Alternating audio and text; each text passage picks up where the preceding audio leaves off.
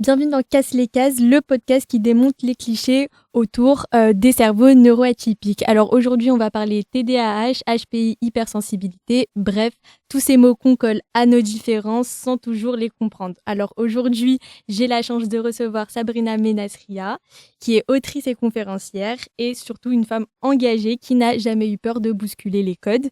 Alors aujourd'hui, on va parler d'un sujet aussi intime que nécessaire, comment on s'adapte ou pas quand on a un cerveau qui ne rentre pas tout à fait dans les cases. Alors merci d'avoir accepté notre invitation, Sabrina. Alors dans un Ravie premier d'être là. temps, qu'est-ce qu'on peut te demander? Oui, on peut commencer par savoir à quel moment tu as compris que ton cerveau ne rentrait pas tout à fait dans les cases. En fait, je l'ai toujours su. Mm. Tu vois, c'est ça qui est un peu particulier, mais j'ai toujours su que j'étais différente, mais je ne savais pas pourquoi. D'accord. Et je me suis sentie toujours en décalage avec les autres depuis que je suis toute petite, c'est-à-dire que je comprenais pas le comportement des gens, je comprenais pas la violence, je comprenais pas certains propos, je me disais mais c'est pas logique ce que les gens disent, Mhm. et je me suis toujours sentie en retrait, comme si j'étais dans la scène et en dehors de la scène. D'accord. Et j'ai découvert à force de faire, j'ai fait 2 burn-out. Ok. J'ai fait une dépression sévère à l'âge de 17 ans. Donc, tu vois, un parcours pas forcément... Alors, très facile au début parce que j'avais Ouais. plein de facilités. C'est Premier ça. mur, ça fait mal. Deuxième mur, je me suis dit, Mm. c'est quoi le problème avec Il y a toi? quelque chose. Et je suis partie me faire tester. Et c'est là que j'ai D'accord. découvert que, tu vois, c'était normal D'accord. que je sois pas normale. Ok. Et comment tu en as parlé à ton entourage une fois que tu as été diagnostiquée? J'ai essayé d'en parler, mais en fait, les gens comprenaient pas. Comprenais pas. Ouais, donc j'ai arrêté d'en parler. D'accord. Et je me suis posé la question, parce que toujours, tu sais, quand tu es un peu neuroatypique, tu te poses Ouais. tout le temps des questions. Beaucoup de questions. Pourquoi je peux pas en parler? D'accord. Et là, j'ai commencé à comprendre les mots. Tu vois, moi, dans mon cas, c'est HPI, donc un mot que je pense qu'il faut renommer. Mhm. Et là, je me suis dit, ce truc, il y a quelque chose qui va pas avec ce mot. Pourtant, j'ai une vraie singularité, D'accord. mais il faut que je trouve les bons mots pour en parler. Mm. Et c'est à partir de là que j'ai commencé à m'adapter et puis à comprendre un peu qui j'étais, parce que ça, c'est la première C'est la première étape, partie. effectivement, ouais. Et après, de voir aussi avec les autres, tu vois, comment réussir à en parler autrement en Ouais. changeant les codes, Ouais. justement, et les narratifs. Exactement. Et du coup, quand tu en as parlé, que les gens ont réussi un peu à te comprendre, on va dire, est-ce que le regard a changé sur toi, sur ta manière d'être, de vivre? Tu sais, c'est moi qui ai d'abord changé. Ouais. Alors souvent, on pense que c'est les autres, Mm. mais je crois qu'il y a une difficulté quand on est neuroatypique, c'est déjà, il faut qu'on apprenne qu'on est différent. Mm. Alors c'est dur à dire, hein, Ouais. mais tant qu'on le sait pas, tant qu'on ne sait pas apprivoiser nous-mêmes, on s'oppose un peu au fonctionnement des autres. Et comme tu es minoritaire, tu seras toujours le petit nombre dans la pièce, tu vois. Et donc, l'idée, moi, ce que j'ai fait, c'est que j'ai d'abord travaillé sur moi en me disant comment je fais moi pour apprivoiser ma propre différence dans un collectif qui la comprend pas, qui est très normopensant. Et ça a été, je pense, le plus gros boulot que j'ai fait. Et une fois que je l'ai fait, ça m'a permis de m'affirmer plus parce que je me connaissais mieux. Et quand j'ai commencé à mieux m'affirmer, j'ai pu parler et assumer, tu vois, par exemple, dire moi, je suis quelqu'un d'intense. Moi, je suis quelqu'un, c'est vrai, je vais au bout, j'en ai besoin. J'ai besoin de creuser les choses, j'ai besoin d'idées nouvelles. Si je suis dans un truc trop fermé, je me sens à l'étroit, je suis pas bien. Donc, j'ai commencé à le dire autrement, mais tu vois, sans forcément citer les étiquettes. Je vois. Et dans ton travail, du coup, parce que là, on a parlé un peu vie perso, on va dire, mais est-ce que dans ton travail, ça a été une force, une faiblesse? Est-ce que ça t'a aidé ou au contraire, est-ce que ça t'a freiné dans ton fonctionnement, dans ton travail? Au début, ça m'a freinée parce que vraiment, j'allais vite ou j'étais très intense et je me prenais des murs. Et c'est mon burn-out qui m'a fait comprendre qu'il y avait quelque chose qui n'était pas adapté au contexte. Et donc, à ce moment-là, tu vois, au travail, c'est ce que je te disais, justement, j'ai commencé à moi me dire comment ils fonctionnent. Parce que à la base, moi, je fonctionnais comme j'étais. Donc, si tu veux, peu importe le cadre, j'étais comme j'étais, mais ça marchait pas. Et après, je me suis posée, je me dis, mais comment ils fonctionnent? Ah, ils ont l'air d'aimer passer 1 heure autour de la table à tourner en rond sans forcément trouver de solution. Ok. Donc, moi, avant, si tu veux, je m'impatientais. Et je me disais, mais c'est pas possible. Et puis, moi, je sais pas, tu vois, j'étais là en réunion en me disant, il faut trouver des solutions. Puis après, j'ai compris qu'il fallait qu'ils aillent à leur rythme. Tu vois? Et je me suis dit, bon, là, toi, tu as une idée, partage-la. Et après, vois comment ils réagissent, mais ne te bats pas s'ils ne veulent pas t'entendre. Tu vois? Et c'est plus cette compréhension de mon contexte. Dans quel contexte je m'inscris? Est-ce qu'ils sont prêts? Moi, comment je suis dans ce contexte-là? Et ça ne veut pas dire qu'il faut se suradapter. Hein. Bien sûr. Là, c'est vraiment que de l'adaptation. Et ça m'a un peu reposée. Bizarrement, tu vois. Tu m'étonnes. Ça m'a rendu la vie un peu plus douce. Tu m'étonnes. Et du coup, au travail, est-ce que tu as pu faire face à des clichés? Est-ce que tu as eu des choses qui t'ont marqué vraiment? Est-ce que toi, on te désignait comme la personne qui faisait telle chose ou telle chose? Ouais, j'ai eu des remarques. Je me souviens d'une évaluation où un manager m'avait mis le lion dans le moteur. Je dis, c'est quoi ce truc? J'ai un lion dans le moteur. Alors, il était sympa. Il m'a dit, appréciez ce lion dans le moteur. Mais ça, déjà, je comprenais pas. Ou alors, on n'arrive pas à te suivre. Ouais. On n'arrive pas à te suivre, tu vois. Et ça, tu vois, je suis quelqu'un qui prend les critiques de manière constructive. C'est-à-dire que tant que c'est pas dit de manière méchante, je me dis, bon, ça veut dire que là, je vais peut-être un peu trop vite et que je suis en train de... Les gens savent pas me suivre, tu sais, avec la pensée divergente, tu es très créative, donc tu as des idées un peu qui partent dans tous les sens. Donc, comment tu fais pour freiner et te remettre dans un rythme qui fait que tu emmènes les gens avec toi? Parce que quand tu avances tout seul, non. Donc, c'était ce genre de remarques qui m'ont... Après, j'ai eu des personnes toxiques aussi, tu vois, des gens à qui je faisais peur. Donc, des personnes, tu vois, ah bah ouais, parce que forcément, quand tu as quelqu'un qui analyse les choses, c'est dangereux. Tu vois, ça fait peur, c'est dangereux. Et puis, tu vois le truc qui fonctionne pas, tu fais comment? Tu dis rien, tu dis quelque chose. Donc, moi, j'ai appris à le dire avec douceur, tu sais, pour pas heurter. Mais quand même, la personne, elle sait que tu as remarqué que, tu sais, qu'il y a un problème et qu'on pourrait faire autrement que la façon dont elle fait les choses. Et que c'est entre autres cette façon de faire les choses qui bloque le process. Donc, tu peux être vite aussi pris comme du poil à gratter ou un empêcheur de tourner en rond. Donc ça, c'est très dangereux. Donc ça, j'ai appris à cerner ces situations où en fait je pouvais me retrouver sacrifiée un peu sur l'autel de ma singularité, la personne qui veut un petit peu faire avancer les choses. Donc dans ces moments-là, je me disais, tu vois, j'essayais de prendre un petit peu de recul et de bien essayer d'être stratégique. Et tu vois, ça, c'est un truc qui manque beaucoup aux personnes neuroatypiques. C'est souvent ce sens un peu de la stratégie, de se dire, ouh là, je pense que je vais dans un terrain où c'est moi qui vais me faire sacrifier là. Tu sais, j'y vais un peu comme... Et ça, faut faire hyper attention. Et ça, je l'ai appris vraiment en entreprise. Du coup, là, on parle d'entreprise. Qu'est-ce qu'on devrait peut-être changer dans cette manière, dans le fonctionnement d'une entreprise, ou ça peut être même à l'école, ou tu vois, même dans les médias, pour en parler en fait, parce que comme on le disait en off, les personnes qui sont en entreprise ou dans les écoles ne sont pas formées à ce type de personnes qui sont neuroatypiques. Donc au final, quand on se retrouve face à quelqu'un qui est neuroatypique, qui est TDAH, qui est HPI, on ne sait pas comment réagir. Donc qu'est-ce qu'on pourrait faire pour que ça change, quoi? Déjà, tu sais, je pense qu'il faut de l'ouverture, c'est-à-dire accueillir des modes de fonctionnement qui nous surprennent. Donc quelqu'un qui est trop sensible, qui va prendre les choses trop à cœur, quelqu'un qui va pousser la réflexion trop loin, quelqu'un qui va partir dans tous les sens. Tu vois, un TDAH le TDAH, c'est un peu tu sais, quand tu lances la pierre sur l'eau, ça fait des ricochets, ça va très très loin, tu vois. Et ça va à la surface de l'eau. Donc tu vois, tu regardes le truc, tu dis ouh, ça va très très vite. Et ça va parfois sur certains sujets, tu vois, les personnes TDAH, elles vont survoler parce que ça va les fatiguer de rentrer en profondeur sur certains sujets quand ça les intéresse pas. Donc il y a déjà cette ouverture à tiens, il y a un fonctionnement différent plutôt que de juger.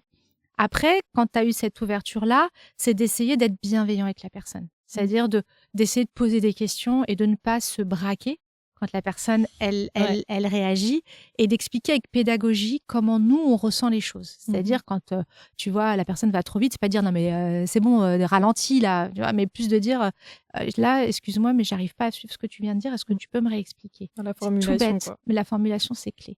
Donc il y a ça, et puis tu sais, ce qui est difficile aujourd'hui quand on est neuroatypique, c'est qu'on n'est pas fait pour rentrer dans un moule. Et que la phrase, je te donne la phrase que les neuroatypiques détestent. Vas-y. On a toujours fait comme ça. Tu vois, c'est terrible. Le truc, c'est voilà, ça a toujours été comme ça. Donc tu dois faire comme ça. Oui, donc c'est comme ça. Ah oui, pourquoi? Quel est le sens? Quel est l'intérêt? J'ai pas compris. Peu importe, c'est la règle. C'est comme ça. Et ça, c'est là que tu commences à sentir que, tu vois, la pensée divergente, etc., qui est là pour remettre en question, pour questionner, pour aller plus loin, là, elle est complètement étriquée. Et ça, tu vois, et il y a ça aussi, c'est que quand tu es face à des personnes qui sont très fermées, pour un neuroatypique, c'est horrible. Que ce soit une personne qui est très froide et qui ne montre pas ses émotions, pour les sensibles, ou quelqu'un qui veut pas pousser la réflexion, qui te pose une règle et qui dit on a toujours fait comme ça. Donc, tu as la personne atypique qui va dire non mais attends, je peux pas accepter un truc si je l'ai pas compris. Tu vois, donc pas le même fonctionnement. Qui va proposer une idée et on va dire bah non, c'est comme ça. Tu veux explorer la Lune? Non, tu restes ici. Ouais. Donc, c'est comme un petit peu des élastiques qui retiennent l'intensité de ces personnes. Et ça, c'est vraiment compliqué. Donc, c'est pour ça que c'est vraiment, ils sont vraiment là pour bouger les lignes, pour casser les codes et pour remettre en question ces fameuses normes, ces fameuses règles. Ils sont remplis d'idées. Et quand tu sais pas accueillir ça, quand tu es fermé, ça marche pas. Donc, il faut de l'ouverture.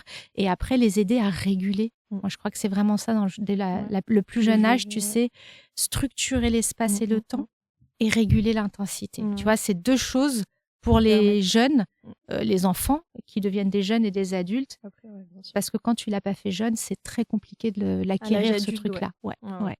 Est-ce que toi, du coup, tu as des méthodes ou des petits rituels, on va dire, qui t'aident à te recentrer ou à bien commencer une journée ou à bien démarrer une nuit, peut-être quelque chose qui te cadre? Ouais, alors là, je sais que c'est pas fait pour tout le monde, mais moi, j'ai le yoga qui m'a beaucoup aidée. Ouais, c'est cool. Mais je sais que, par exemple, les gens très intenses intellectuellement, tu leur dis, tu médites, c'est pas possible. Ouais. Enfin, non, j'ai besoin d'action, en fait, d'intensité. Ne me demande pas d'arrêter, je n'y arrive pas.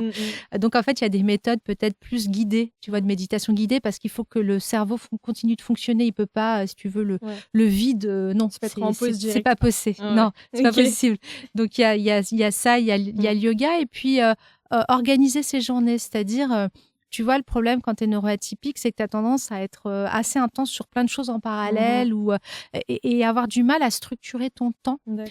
Et moi, je pense que mettre de la structure dans sa journée et avoir des moyens un petit peu visuels de se repérer, des temps, voilà, exactement, c'est un bon moyen aussi de gérer et de canaliser et surtout pas courir.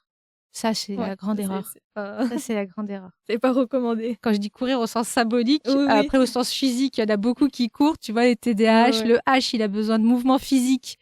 Donc, il va aller courir.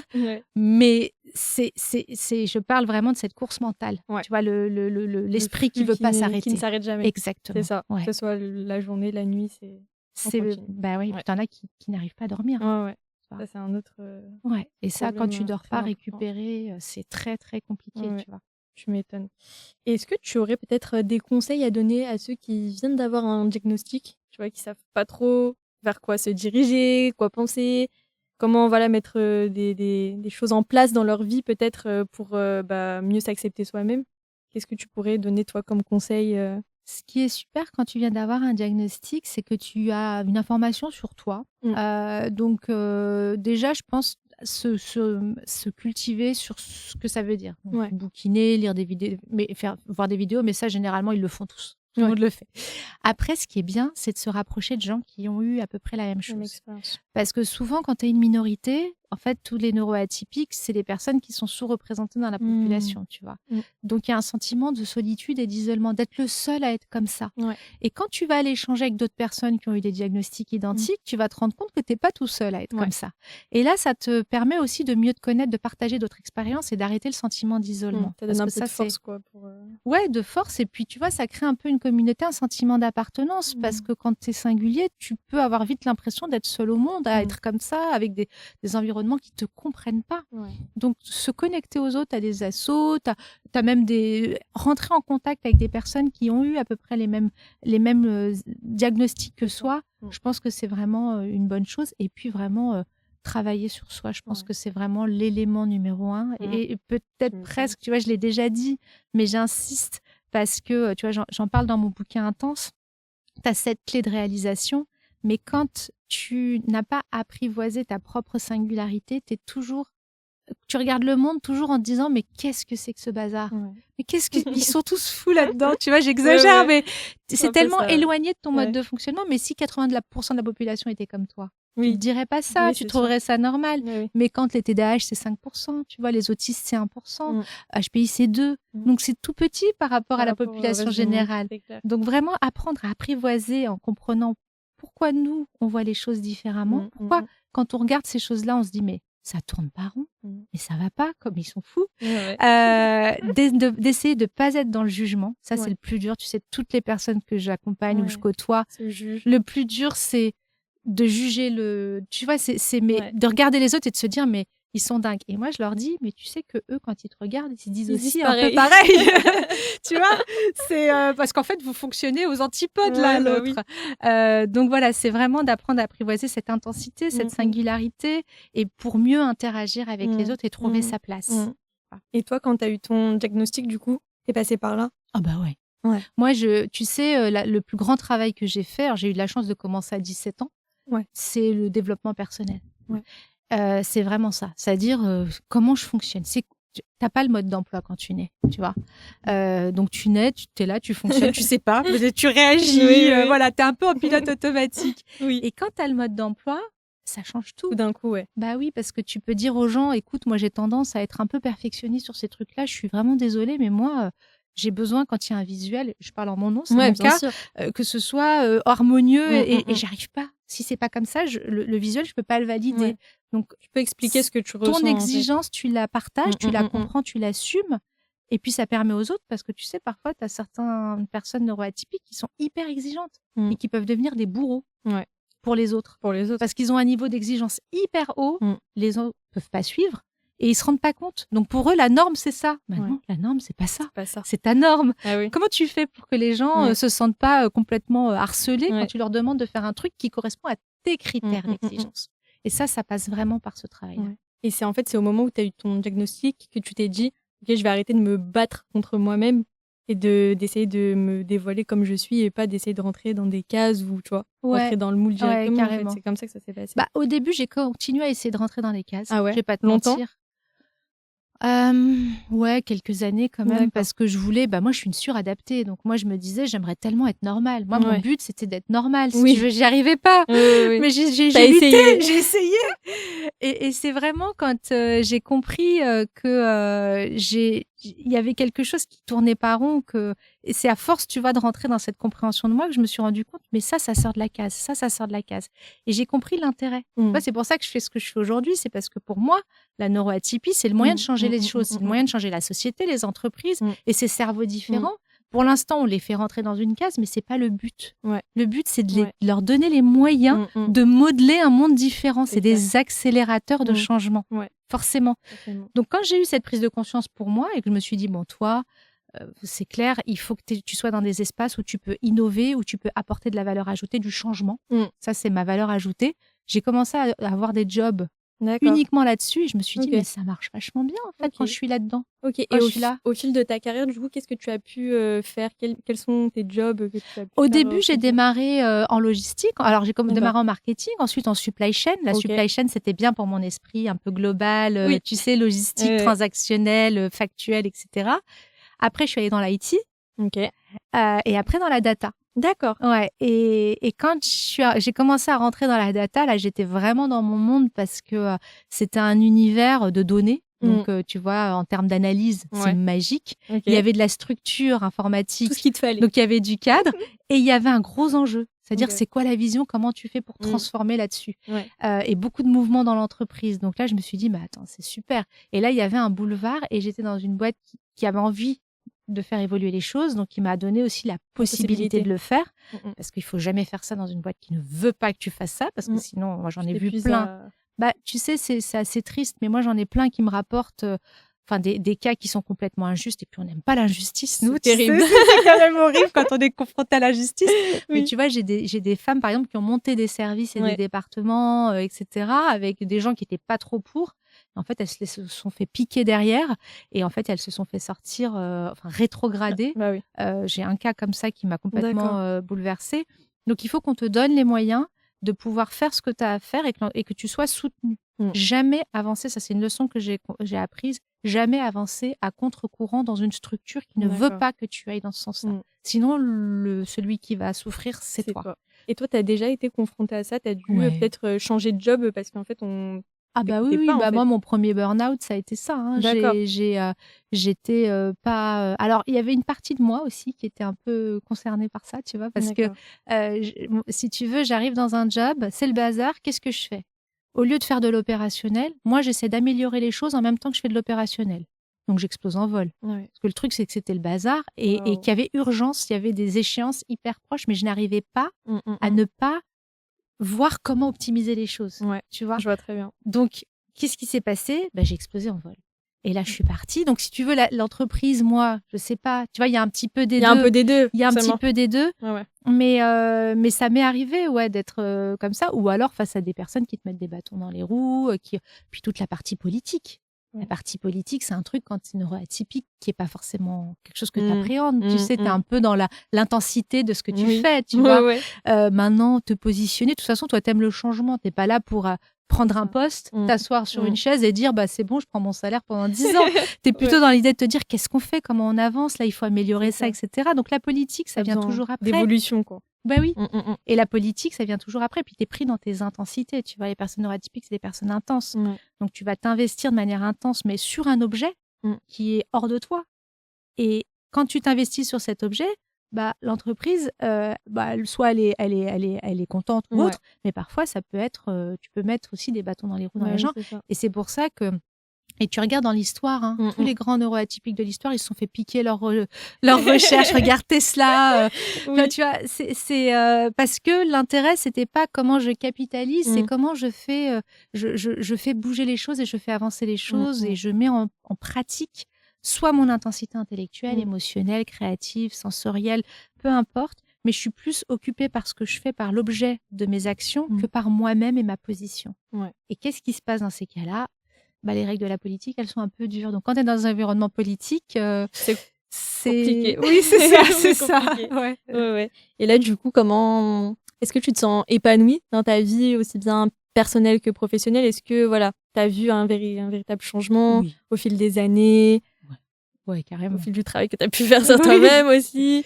Ouais, parce qu'il y a un travail très dur, c'est de quitter le cadre de l'entreprise dans lequel tu es depuis 17 ans. Et puis moi, j'étais un peu dans les métiers du luxe où c'est quand même assez confortable. Les gens qui partent, c'est quand même un peu bizarre. Tu vois, c'est mal vu, un petit peu. Ça dépend des maisons. Moi, oui. Mais tu vois, c'est des écosystèmes qui sont très confortables. Moi, j'appelle ça des trappes à richesse, en opposition aux trappes à pauvreté que tu apprends en économie. Et donc, les gens ne sont pas encouragés au mouvement. Et donc, quand tu fais ce choix, c'est un choix de dire j'arrête l'entreprise. Je vais pas retourner dans une autre maison, je vais pas retourner et je vais faire autre chose parce qu'il y a quelque chose. Tu as besoin de trouver le sens. Moi, j'ai eu besoin de trouver le sens. J'ai besoin de liberté. Moi, j'ai compris un truc chez moi, c'est que la liberté, c'était la chose la plus importante de ma vie entière. D'accord. Donc, dès que cette liberté, elle est un petit peu entachée, je suis en difficulté. D'accord. Donc ça te bloque? Oui, ça me bloque parce qu'en fait, je me rends compte qu'il ne faut pas qu'elle soit trop entravée. D'accord. Maintenant, j'ai bien compris les environnements. Je m'adapte énormément au cadre. Je suis hyper... L'empathie m'aide beaucoup à m'adapter, à m'ajuster. Ça, c'est normal, c'est la vie. Par contre, mes convictions, ce en quoi je crois, je ne suis pas prête à m'asseoir dessus, sur mes valeurs non plus. Et ça, le fait de pouvoir vivre de ça aujourd'hui avec quelque chose qui a du sens, tu vois, de faire changer les narratifs, d'accompagner les organisations, d'avoir un message qui est aussi un message où on voit autrement les neuroatypiques et enfin on va voir ce qu'ils apportent plutôt que ils sont bizarres. Oui, de les pointer du doigt. Tu vois, et ça, c'est vraiment ce qui m'anime le plus aujourd'hui. Et donc, comme j'agis et que j'ai des retours, parce que je me rends compte que j'ai un impact, que je suis utile, ça, c'est le truc depuis que je suis gamine, je cherche à être utile parce que je comprends. Tu vois le truc, je me suis toujours dit, mais pourquoi on est sur cette terre? Est-ce que c'est pour manger, dormir, acheter une maison? À quoi ça sert? Je vais être utile, faire changer les choses. Et... Ouais, tu te dis quelque part, ta vie, elle a un objet, elle a un sens, quoi, tu vois. Clairement. Et quand tu arrives à le faire à ta mesure, bien sûr, on ne sauve pas le monde, mais on agit dans son périmètre, tu vois, ça, c'est quelque chose qui me procure énormément de bonheur et de joie et qui fait que le matin, je me lève toujours avec la banane, quoi. Ça, c'est cool. Ça, c'est important. Tu m'étonnes. Tu parlais tout à l'heure de ton livre. Ouais. Est-ce que l'écriture, ça t'a aidé aussi dans ce processus d'acceptation? Est-ce que tu as commencé à écrire des livres bien après, une fois que tu as eu le recul sur cette neuroatypicité? Ouais, bien après, moi. Bien après? Ouais, l'écriture, pour moi, c'était une façon de mettre sur papier tout ce que j'avais appris. D'accord. Tout ce que j'ai appris et de le transmettre, en fait. C'était vraiment ça. Et de me dire, j'ai bossé pendant plus de 20 ans à essayer d'apprivoiser la bête. J'ai mis en place des choses pour que ça se passe et qu'on arrive à travailler ensemble, à être ensemble quand on a des fonctionnements différents et qu'on ne soit pas dans le jugement. Toutes ces petites méthodes que j'ai mises en place et tout ce que j'ai compris, je vais le transmettre. Et en fait, c'est comme ça que j'ai écrit mes 2 bouquins, vraiment parce que Intense, c'était plus, tu vois, le premier. Là, on était plus dans le développement personnel. C'est vraiment comprendre ce que c'est que la singularité à travers la notion d'intensité. Tu vois, je trouve que l'intensité, c'est un super moyen de comprendre sans nommer, sans mettre de label et d'étiquette, tu vois. C'est ça. Donc ça, c'est à travers cette clé. Donc ça, c'est mes apprentissages de tout ce que j'ai lu, appris, vécu, tout ce que tu veux, mis dans un livre. Et ça m'a fait énormément de bien de le coucher parce que c'est comme si tu sais que tu atteins un palier d'évolution, tu mets ça dans un livre, tu transmets. Et après, tu te libères aussi pour écrire d'autres trucs. Il y a plein de thèmes qu'on m'a déjà proposé d'écrire en me disant faut que tu écrives là-dessus, là-dessus, là-dessus. Et puis le deuxième, c'était Mad Skills, manager les Mad Skills. Et là, c'est pareil. C'est tout ce que j'ai mis en place dans les entreprises. Si tu veux, moi, mes livres, je les écris en 2-3 mois. Ah oui. Parce que c'est déjà acquis et c'est juste de la restitution écrite. Et Mad Skills, c'était 6 ans de conférences, de méthodes, de travail, d'ajustement, de modelage, de comment on fait pour inclure, manager, recruter des personnes neuroatypiques. Et donc, tout ça, ça a été mis en place. Je l'ai mis en place et c'était vraiment mon contenu de travail. Et je me suis dit, bah, tu sais quoi, je vais le transmettre. Je vais le mettre dans un livre. On m'a contacté pour écrire le livre quand même. C'est pas moi, je vais être tout à fait transparente. J'ai mon éditeur qui m'a demandé, mais je me suis dit voilà, ça c'est déjà là et en 2-3 mois c'était écrit parce que j'avais juste à tout reprendre, à mettre en forme et à mettre de l'ordre dans ce qui existait déjà. Et t'as eu des retours peut-être de lecteurs qui se sont reconnus, des remerciements peut-être des gens qui enfin voilà, tu as vraiment aidé.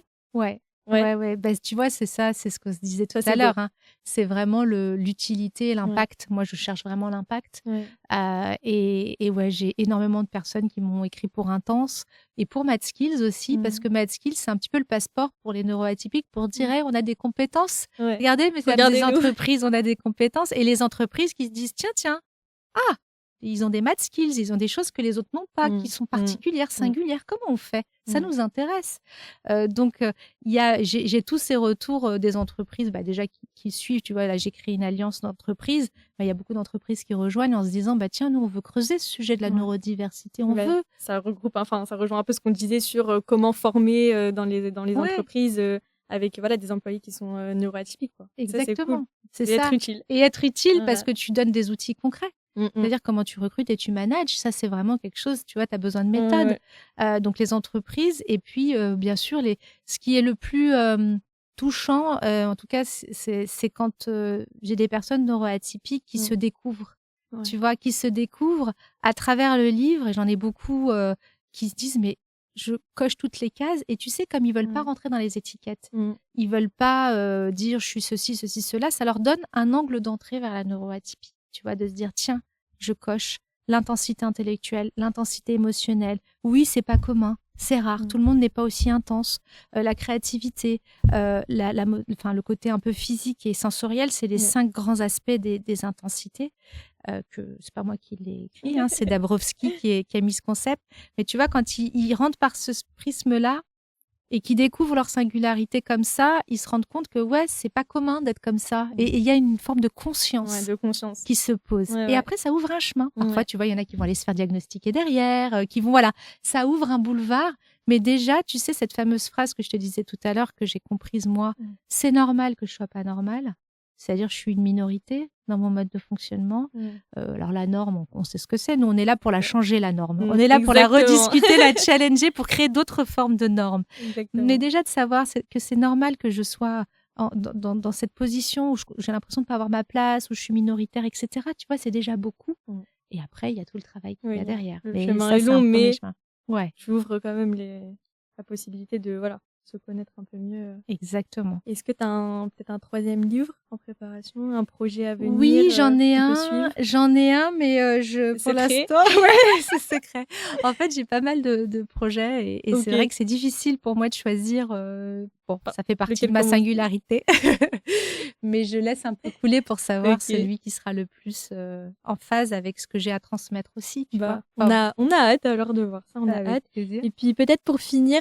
C'est un peu bateau, hein, mais qu'est-ce que tu dirais peut-être à la Sabrina d'avant? Détends-toi. Détends-toi. Il n'y a pas d'urgence. Ralentis, ça va. Laisse les choses se faire. Arrête de toujours avoir le contrôle sur tout. Laisse les choses se faire. Il y a des choses qui se font sans toi. Tu n'es pas actrice de tout. Des paramètres qui ne dépendent pas de toi. Laisse-les découler. Respire. et ça va bien se passer. Bah, je trouve que c'est un très, très beau, très belle fin de phrase, on va dire, fin de podcast. Je te remercie en tout cas d'être venue pour ce premier podcast. Et puis, c'était génial et j'espère que ça aidera tous ceux qui vont nous écouter. Puis, nous, on se retrouve pour un prochain épisode. À très vite. Ciao.